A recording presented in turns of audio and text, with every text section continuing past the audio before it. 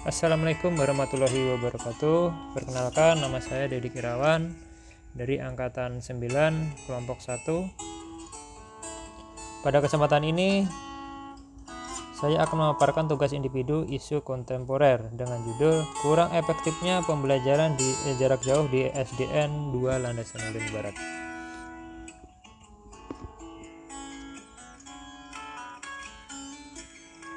Pembelajaran jarak jauh atau PJJ. Pembelajaran jarak jauh adalah pendidikan yang diajarkan dari jarak jauh tanpa ruang kelas secara fisik. Historinya, PJJ diperuntukkan untuk pembelajaran mahasiswa untuk melakukan pembelajaran jauh. Namun, di masa pandemi sekarang ini, PJJ sangat diwajibkan bagi semua tingkatan belajar. Seperti yang tertuang pada Surat Edaran Nomor 4 Tahun 2020 yang diterbitkan oleh Menteri Pendidikan dan Kebudayaan Mas Nadiem Anwar Makarim.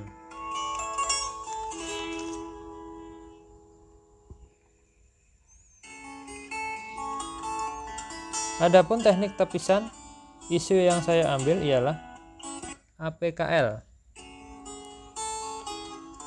Di situ ada aktual, problematik, kehalayakan, dan layak. Dari kelima itu, yang layak kita angkat di situ adalah kurang efektifnya PJJ.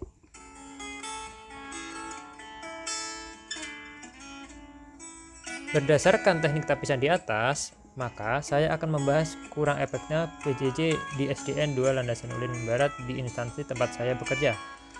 Adapun penjabaran cakupan APKL-nya sebagai berikut. Aktual.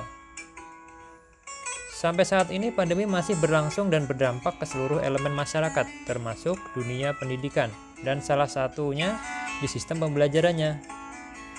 Problematika. Sistem PJJ tidak hanya menjadi masalah peserta didik, akan tetapi juga bermasalah bagi guru dan orang tua siswa, karena orang tua juga dituntut untuk selalu mendampingi anaknya saat belajar, sedangkan orang tua sibuk dengan pekerjaannya. Sedangkan di masa pandemi, banyak keluarga yang terdampak dari segi ekonomi. Kehalayakannya, masalah PJJ ini dihadapi dan dirasakan oleh seluruh kalangan masyarakat. Layak. Isu kurang efektifnya PJJ akan berdampak besar pada kualitas pendidikan di Indonesia, terlebih siswa mengalami malas belajar. Oleh karena itu, ini harus menjadi prioritas dan diberikan solusi terbaik.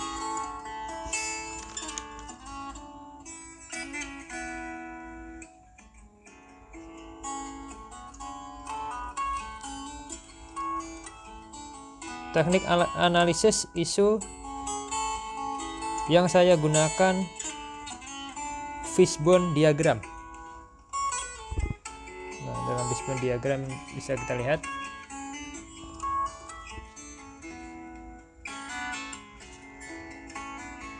berdasarkan diagram di atas dapat kita dianalisis beberapa hal, yaitu yang pertama, orang tua kurang memahami penggunaan TIK sehingga tidak dapat membimbing anaknya belajar PJJ dari rumah. Yang kedua, tidak semua orang tua memiliki gadget. Ini masalah yang paling penting bila orang tua siswa tidak memiliki gadget sehingga PJJ kurang efektif. Orang tua sibuk dengan pekerjaannya sendiri sehingga anak menjadi malas belajar dan malas mengikuti pelajaran. Yang keempat, meskipun pemerintah dan orang tua menyediakan kuota, namun kuota tersebut cepat habis karena digunakan untuk hal lain selain pembelajaran.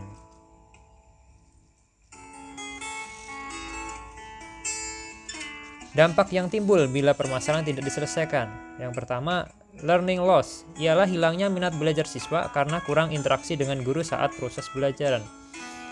Yang kedua, ancaman putus sekolah. Resiko putus sekolah terjadi dikarenakan anak-anak terpaksa ikut bekerja untuk membantu memenuhi kebutuhan ekonomi di masa pandemi. Yang ketiga, penurunan pencapaian belajar.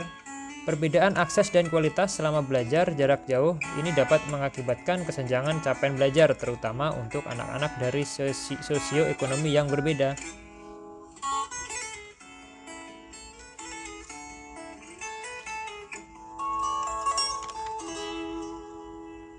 Pemecahan masalah dengan menggunakan analisis SWOT. Yang pertama, kita memakai strength. Kelebihannya adalah kebijakan pemerintah menetapkan PJJ di masa pandemi. Yang kedua, harapan masyarakat agar COVID-19 segera berakhir.